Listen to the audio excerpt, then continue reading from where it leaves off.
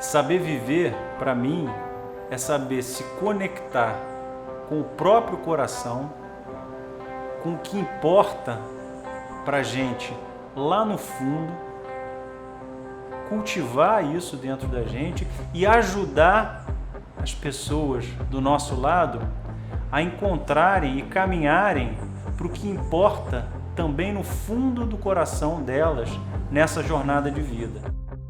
Meu nome é Lucas, eu sou médico e entusiasta da medicina do estilo de vida e essa conversa faz parte do Festival Saber Viver.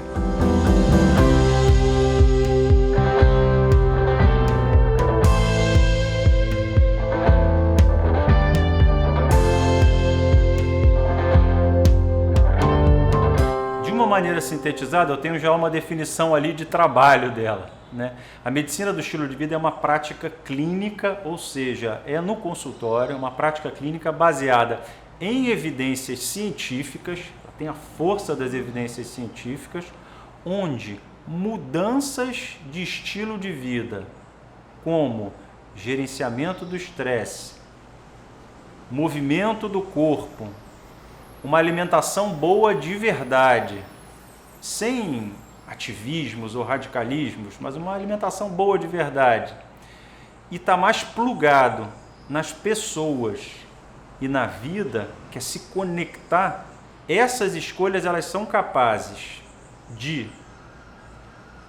prevenir, tratar e até mesmo reverter algumas das doenças crônicas que mais causam sofrimento, mortes precoces e limitações para as pessoas ao longo da vida, sofrimentos físicos e sofrimentos emocionais.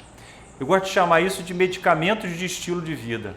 Medicamentos de estilo de vida que são de graça, não tem em geral efeito colateral e que coloca as pessoas mais no centro da vida delas. Então, essa seria uma definição assim da medicina do estilo de vida.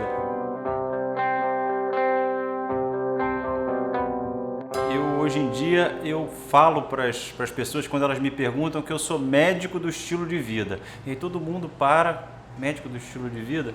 Não é uma especialidade ainda, é uma área de conhecimento. Ela cresce muito nos Estados Unidos e é a sociedade de medicina que mais cresce nos Estados Unidos e a gente trouxe ela para o Brasil. Mais ou menos em 2010, por aí, eu comecei a me perceber e perceber os meus pacientes carregando um medo ali no peito de caminhar para um futuro que reservasse cirurgias desnecessárias, limitações físicas que pudessem aparecer no caminho, tomando remédios demais, com problemas de saúde crônicos, mal resolvidos e insatisfeitos com aquilo.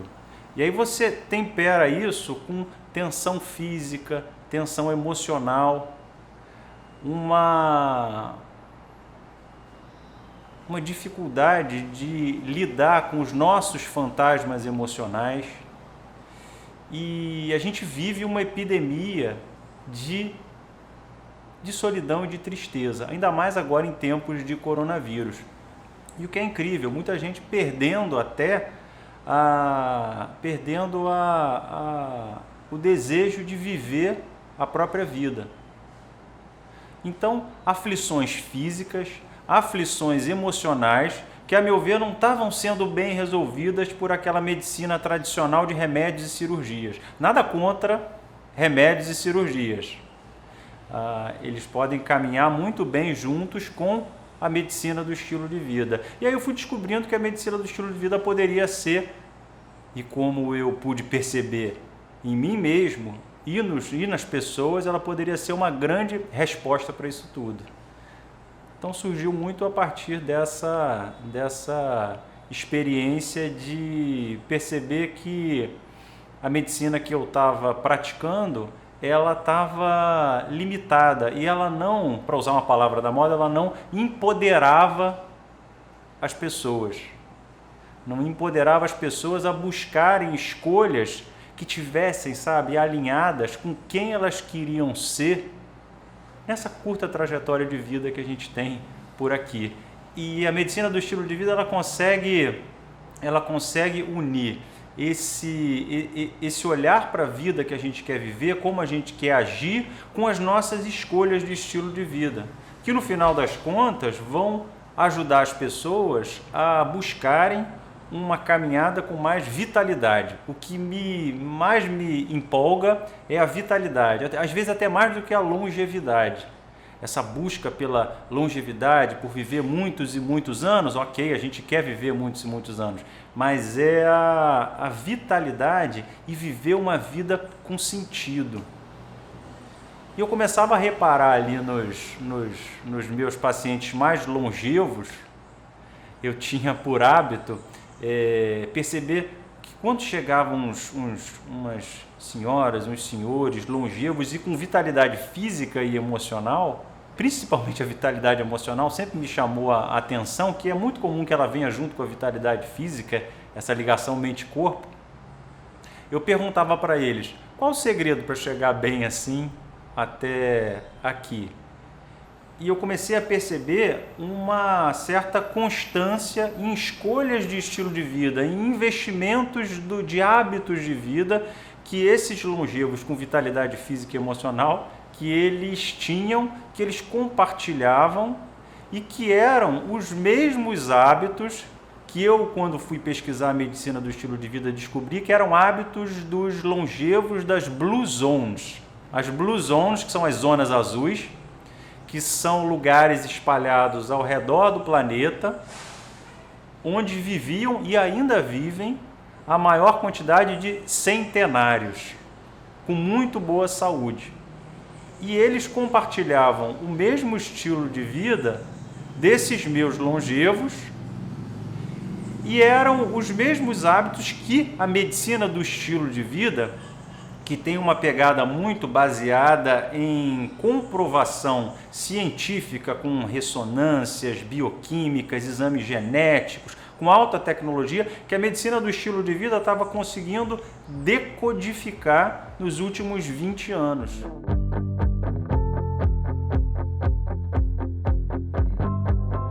As Blue Zones, elas foram descobertas por um jornalista da National Geographic chamado Dan Buettner. E ele foi com um grupo de amigos, de colegas dele, procurar os lugares no planeta onde tinham o maior número de centenários, pessoas que vivem até 100 anos, com boa saúde. E eles foram pesquisar, foi uma pesquisa porque eles tinham que ver os dados de certidão de nascimento, comprovar isso tudo, e eles foram descobrindo esses lugares ao redor do planeta que não eram próximos uns dos outros, muito pelo contrário, mas que guardavam ali uma similaridade com relação aos hábitos que as pessoas cultivavam no dia a dia. Okinawa, no Japão, uma ilha, Icária, na Grécia, Sardenha, na Itália, Nicoya, na América Central, uma ilha na América Central, e Loma Linda, no meio dos Estados Unidos, que é um lugar que a gente tem assim como um lugar que tem um estilo de vida, eu gosto muito dos Estados Unidos, mas um lugar que tem um estilo de vida, uma palavra um pouco forte, mais tóxico, no sentido de fast foods e um turbilhão ali de estresse, muita luta por essa busca material incessante que nunca completa a gente. E aí, quando foram ali pesquisar, vou começar, por exemplo, falando de Loma Linda, ali eles tinham uma característica que era a prevalência ali de uma religião muito específica, que são os adventistas do sétimo dia. E ali naquela cultura dos adventistas do sétimo dia, eles cultivavam, por questões da tradição religiosa deles, os 4 pilares da medicina do estilo de vida, os 4 medicamentos de estilo de vida: a conexão, a atividade física, uma alimentação boa de verdade e períodos de pausa para gerenciar o estresse, aquele cultivo do lugar de consciência. E aí as pessoas ali tinham uma expectativa de vida muito maior do que o resto dos Estados Unidos. Então chegavam a uma expectativa de vida de 90 anos, de muito maior do que nos outros centros ali nos Estados Unidos. Hábitos similares a de Okinawa, no Japão, a Nicoya, na América Central. Todos eles cultivavam esses mesmos hábitos de estilo de vida. E tem peculiaridades em cada um, né? Por exemplo, em Okinawa, no Japão, eles têm um termo, olha que bonito isso, em Okinawa, no Japão, eles têm um termo para tribo deles. Não que seja uma tribo indígena, mas eles chamam de Moai.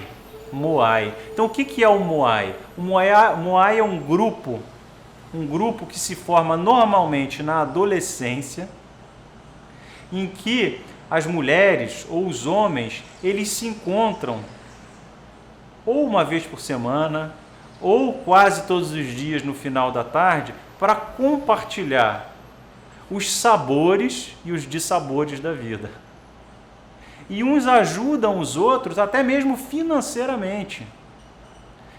E há um senso de união ali e de proteção social que se perpetua ao longo de uma vida inteira. São os moais, ou seja, esses lugares de conexão verdadeira, de conexão com o coração aberto. E a partir dessa conexão com o coração aberto é que eu percebo que as pessoas conseguem fazer as mudanças de estilo de vida. Elas conseguem caminhar para lugares que elas acreditam, para o autocuidado, ou seja no trabalho, seja na vida pessoal, na busca por um novo relacionamento afetivo. É a partir desses moais, né? Desse senso de conexão.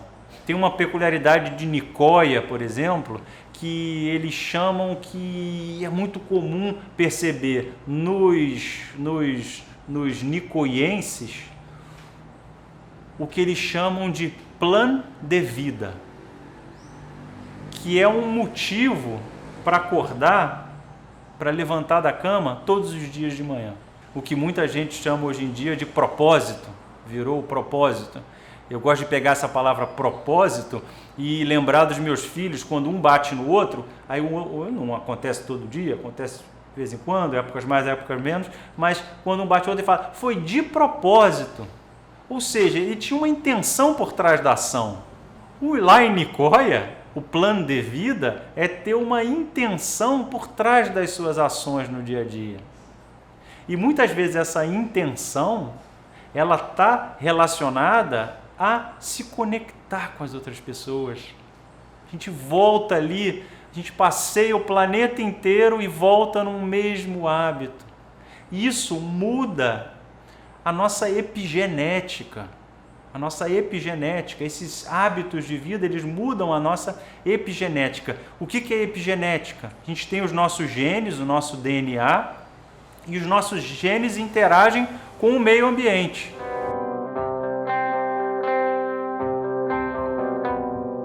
Os medicamentos de estilo de vida, né? Os pilares ou medicamentos de estilo de vida. Comer comida boa de verdade. Tem um nome em inglês para esse tipo de alimentação, que é uma alimentação que a gente já conhece. Mas em inglês é Whole Food Plant-Based. Difícil a gente traduzir muito para o português, mas seria um alimento integral, comida integral, de verdade, como ela está na natureza antes de ser industrializada. A gente reconhecer essa comida de verdade, como é que a gente reconhece? A gente reconhece na feira do bairro, no hortifruti. Os nossos bisavós, tataravós, eles falariam, isso é comida. Agora, quando eles fossem no supermercado e vissem aqueles empacotados, industrializados, eles iam pensar, o que é isso? É uma pasta de dente? Então, a gente não reconhece muito como comida. Então, essa comida de verdade, como ela está na natureza, como a gente chama intacta. Claro que a gente vai cozinhar, botar ela com bom sabor. Esse é o alimento integral. E plant-based, que é baseado em vegetais. Baseado em vegetais, preponderantemente, e para alguns mais animados, exclusivamente baseado em vegetais. E quando eu falo vegetal, é arroz integral, feijão, grão de bico, lentilha, abobrinha, beterraba, berinjela, tudo com bom tempero, aquele prato colorido, né? Castanhas, frutas, tudo que a gente acha ali na feira. Então, a maior parte da nossa alimentação, do nosso prato, que seja plant-based. Lucas, eu posso colocar a proteína animal, que eu gosto tanto? Claro que pode, a gente é livre, né? Liberdade um conceito fundamental para uma boa vida. Agora, quando a gente vai lá nos longevos das Blue Zones, a gente vai perceber que eles têm a proteína animal, uma carne, o frango, o peixe, em ocasiões mais festivas. Então, essa alimentação que ela seja preponderantemente baseada em vegetais, tudo com bom tempero. A gente esqueceu muito os temperos, porque esses empacotados industrializados têm um sabor maravilhoso, né? Os fast foods têm um sabor maravilhoso. A gente foi esquecendo desses temperos, de como temperar ali com as especiarias. Eu costumo brincar que a gente demorou tanto tempo para chegar lá nas Índias, né, para trazer as especiarias. Agora vamos resgatar isso e colocar essas especiarias na nossa culinária. Isso já está acontecendo de certa forma. Então o pilar 1 é essa alimentação boa de verdade. O número 2 é se movimentar mais. Se movimentar mais. O que é esse movimento do corpo? A gente passou muito tempo, como já é dito em toda as recomendações médicas há tantos anos, a gente foi ficando muito sedentário ao longo do tempo. E eu gosto muito de olhar, eu não gosto nem de usar a palavra atividade física ou exercício físico, eu gosto de usar movimento. Se eu tivesse que dizer, esse medicamento se pudesse ser prescrito, Lucas, como é que seria? Seriam 150 minutos de movimento por semana. 150 minutos de movimento por semana. Se a gente não puder estar se movimentando o dia inteiro, que seja 150 minutos por semana de uma atividade física que te permita conversar, mas não cantar. Porque se estiver dando para cantar, provavelmente está um pouco lenta, né? Então, se você puder conversar, mas não cantar, ela é uma atividade física que está já te demandando algum movimento. Ao mesmo tempo, acho que é importante não ficar rígido em torno disso. Qualquer movimento já é um barato e já é muito bom para a saúde. Número 3, se conectar mais com as pessoas e com a vida. Se conectar, cultivar os laços afetivos. Se tiverem que me perguntar, Lucas, dos 4 medicamentos, qual é o que tem mais importância na vitalidade e na longevidade? É cultivar esses laços afetivos. Tem uma pesquisa famosa de um pesquisador de Harvard, né, que a gente sempre se remete a esses grandes lugares de escolas médicas americanas, que são fabulosas mesmo, é o Robert Waldinger. Desde 1938, tem um estudo que acompanha as pessoas ao longo da vida para tentar mapear o que ali no estilo de vida, ou na alimentação, ou nos remédios que ela toma, na profissão que ela escolhe, né? Como é que ela navega nesse mar da vida. Os pesquisadores vão acompanhando desde 1938 essas pessoas e fazendo exames de sangue para detectar nível de glicemia, de colesterol, exames de imagem, ressonância magnética, PET scan cerebral, e acompanhando aquelas pessoas, eles foram tentando descobrir, olha o que um faz, olha o que o outro faz, quem é que está mais com mais vitalidade, que tem mais longevidade, e no final das contas, o que eles descobriram? Que o maior fator de proteção para a saúde e para uma vida mais viva é cultivar bons relacionamentos.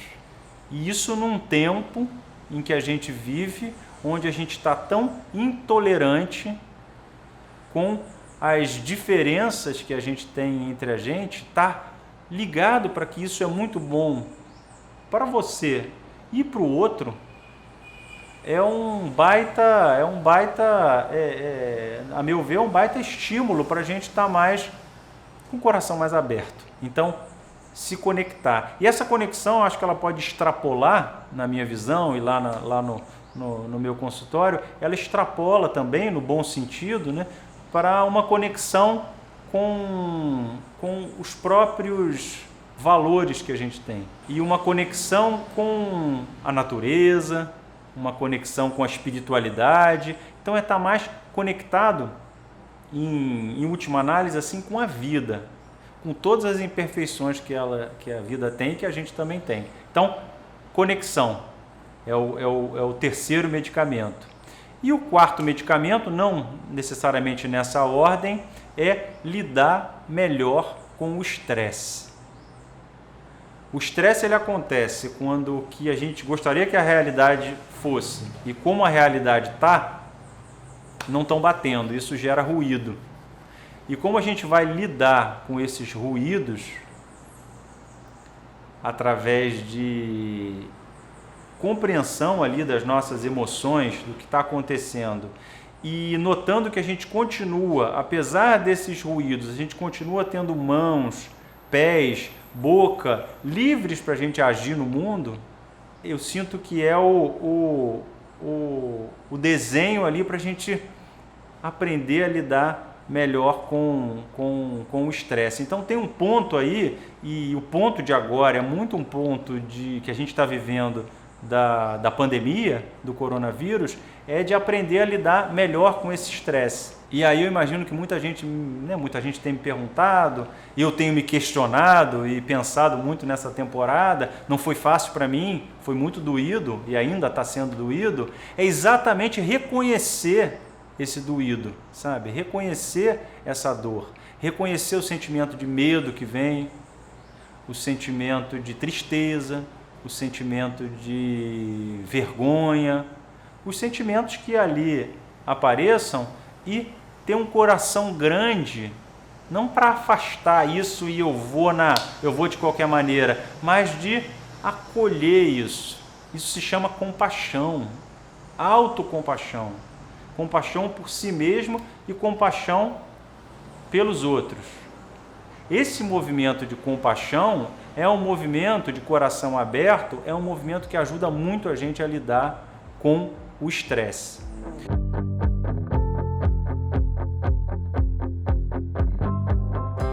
E pensando assim do ponto de vista prático, o que a gente pode fazer para estar mais... As pessoas, né, a gente busca, o que eu faço do ponto de vista prático, Lucas, para lidar melhor com o estresse? Eu vejo que são duas ações. Uma ação, ela está no medicamento anterior, que é exatamente a conexão. Se conectar com uma outra pessoa que consiga receber a gente de coração aberto, com as nossas imperfeições. A solidariedade vem da palavra sólido e de solidez. E para a gente ficar sólido, muitas vezes a gente precisa que uma outra pessoa complete o que falta na gente. E a gente complete o que falta numa outra pessoa. Então eu volto ali, solidariedade, que tem a ver com compaixão. Então, maneiras de gerenciar o estresse é estar em contato com pessoas que consigam receber a gente com as nossas imperfeições de coração aberto. E um outro ponto é cultivar esse lugar de consciência.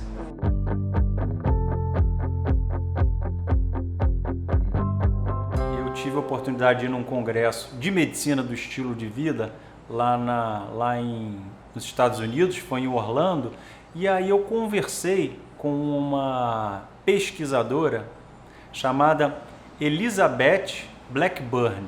E ela contou que ela era uma das palestrantes e ela contou que o grande barato dela sempre foi pesquisar o DNA, os cromossomos. E aí ela pesquisou que os cromossomos, que são a estrutura onde moram o nosso DNA, o nosso código genético, ela foi pesquisando e percebeu que os cromossomos, na pontinha deles, existem telômeros. Nome complicado? Cromossomos, na pontinha deles são os telômeros. O telômero é como se fosse aquela pontinha do cadarço. E ela está ali exatamente para proteger o código genético. Será que existe alguma substância que faça com que esse telômero ele não encurte de tamanho ao longo do tempo? Porque as pessoas com idades diferentes têm comprimentos de telômero diferentes. E às vezes pessoas com a mesma idade têm comprimentos de telômeros diferentes. Então, será que tem uma substância? E elas pesquisaram, até que num dia 25 de dezembro, que ela conta, elas olharam no microscópio lá e descobriram a telomerase, que é essa enzima que se relaciona ali com o telômero. Bom, explicando de maneira objetiva, quanto mais atividade de telomerase, menos esse telômero encurta.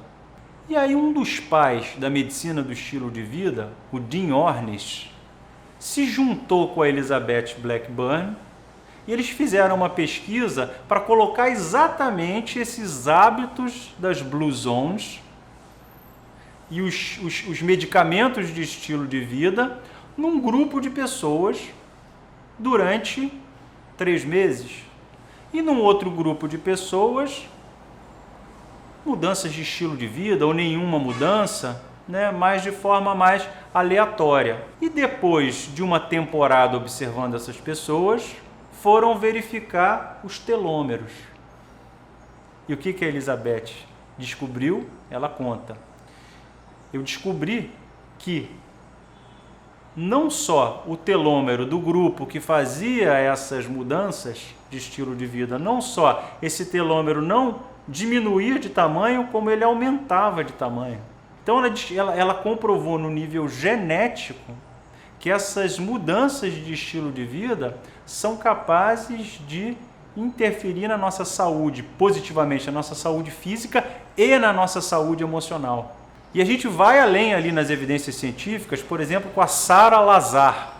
Sara Lazar é uma neurocientista, também lá de Harvard, né, desses lugares, desses grandes centros médicos que existem nos Estados Unidos, e ela demonstrou, pesquisando, os cérebros dos meditadores olímpicos, aqueles Dalai Lama, né, colocava eles nos aparelhos de ressonância e via que o cérebro mudava a sua conformação, mudava bioquimicamente, mudava a sua estrutura em meditadores de olímpicos, de grande hábito de meditação, mas também em pessoas que nunca meditaram. Depois de 8 semanas, o cérebro também já começa a ser um cérebro mais calmo, mais tranquilo, mais racional no bom sentido.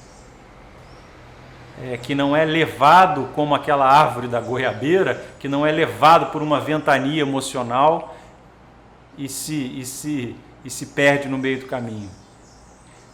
Então essas são algumas evidências, científicas que dão força para a medicina do estilo de vida e dão força também para as pessoas mudarem.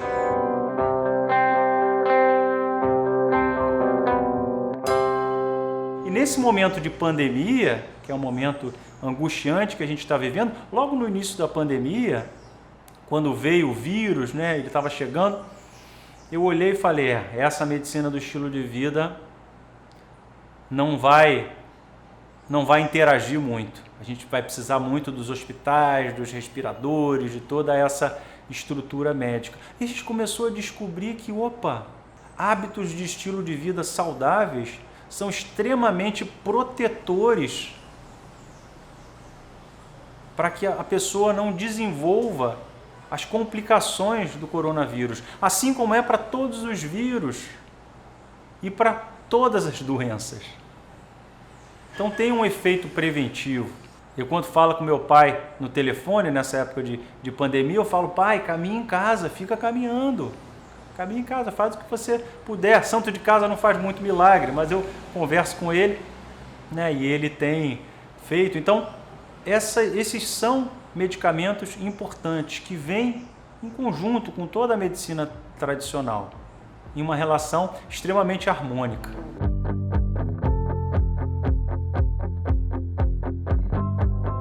O hábito, ele é um modo do cérebro funcionar, entre aspas, gastando menos energia. Ele está ali na zona de conforto. Então, por exemplo, zona de conforto, uma coisa simples, eu cruzar os meus braços aqui assim. Se eu resolvo cruzar os braços de outra forma, isso aqui já me dá um desconforto.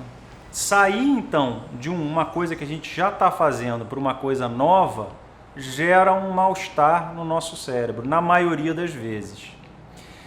E o cérebro tem uma estrutura que é uma estrutura mais primitiva, mais emocional, não num bom sentido. Ela é importante, que é a amígdala, não essa amígdala aqui, mas é a amígdala lá dentro do cérebro. E diante de mudanças, ventanias, novos hábitos, a gente pode ficar em alerta por causa do desconforto. A gente não quer desconforto. E nem sempre as mudanças de estilo de vida num primeiro momento vão causar conforto. Então, esse cérebro aqui, com essa amígdala que fica hiperativada, ela tende a tomar reações mais emocionais. Agora, a gente também tem uma estrutura aqui, em cima da amígdala, que é o córtex. Ele está em cima da amígdala. É o córtex, e principalmente o córtex pré-frontal, que fica aqui atrás da fronte. E nos estudos de neurociência, a gente vê que esse córtex pré-frontal, quando ele está mais ativo, ele é como se fosse o CEO do nosso cérebro. Então ele é capaz de regular um pouco essa emoção de uma maneira inteligente, não suprimir a emoção. Suprimir a emoção não funciona. Quando a gente quer afastar um medo, eu não quero ter medo, o medo vem com mais força. Mas esse cérebro, com esse córtex pré-frontal mais ativo, que às vezes é muito resultado de um cultivo de lugar de consciência da meditação, esse cérebro mais ativo, ele consegue dialogar melhor com essa amígdala. Falando em linguagem agora, na minha prática, é descobrir, primeiro acolher as imperfeições e os medos e as vergonhas, os sentimentos difíceis que as pessoas têm. E ao mesmo tempo descobrir por que elas querem mudar, o que motiva elas, que não é o que me motiva, o que o marido, a esposa, é o que motiva ela lá no fundo a pensar em querer fazer aquela mudança. Eu chamo isso de My Way. Não tem aquela música do Frank Sinatra? And now the end is near, and so I face. Ele vai falando, and more, much more than this, I did it my way. Eu fiz do meu jeito. Eu procuro descobrir dentro daquela pessoa o porquê dela, o que motiva ela. O que motiva ela a fazer aquela mudança? É agir com mais aventura? É agir com mais compaixão? Cada um tem os seus valores. É agir a serviço do outro? É agir com honestidade, com verdade? É agir com organização? Cada um vai ter a sua chama ali para fazer a mudança. Então, eu vejo que é muito nessa interação. E um conselho, uma dica, uma ideia prática que as pessoas podem ter nesse sentido é exatamente descobrir dentro delas que tipo de pessoa elas querem ser nessa trajetória de vida. E uma pergunta que eu costumo fazer, dentre várias ali, é imaginar a pessoa ali com 90 anos, lá numa Blue Zone. 90, 100 anos, poxa, deu sorte, tá lá na Blue Zone, chegou, né? Olhando para trás, se ela puder ver os amigos que passaram pela vida dela, a família, né, os familiares, filhos, primos, quem for que passou na vida dela, e elas pudessem dizer, o Lucas que está lá na Blue Zone, com um pouco de sorte, né, está lá na Blue Zone, né, na minha Blue Zone ali, ele foi um cara que agiu buscando sempre agir com carinho, não era um cara aventureiro, era um cara meio medroso, mas era um cara que queria agir com cuidado com o próximo, com calma, com compaixão. Esses são os meus valores. E isso é o que me motiva, por exemplo, para eu, Lucas, fazer as minhas mudanças. Faço todas? Sou um cara, um Buda no alto da montanha? Não acredito nisso. A gente está na caminhada, está na jornada, todos nós. Agora, quando a gente tem uns aos outros, e a gente pode dar as mãos, aí eu acho que a gente consegue fazer a mudança. A mudança acontece.